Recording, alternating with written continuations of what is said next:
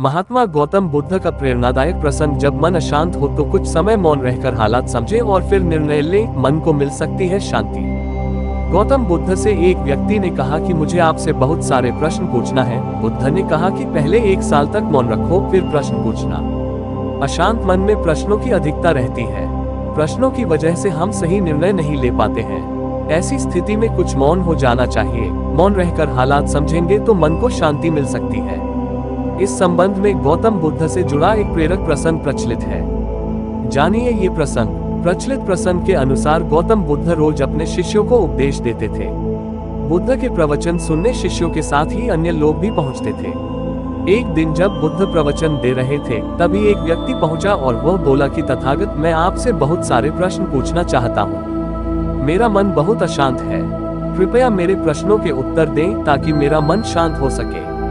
बुद्ध ने उससे कहा कि मैं तुम्हारे प्रश्नों के उत्तर जरूर दूंगा, लेकिन तुम्हें 1 साल तक मौन धारण करना होगा। 1 साल के बाद तुम जो भी पूछोगे, तुम्हें उसका उत्तर जरूर मिल जाएगा। उस व्यक्ति ने कहा कि 1 साल बाद आप मेरे प्रश्नों के अवश्य देंगे ना?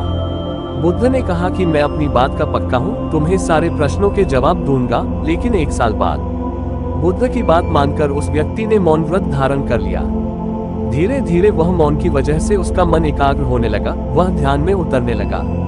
मन भी शांत होने लगा। उसके सभी प्रश्न खत्म होने लगे। 1 साल बीत गया।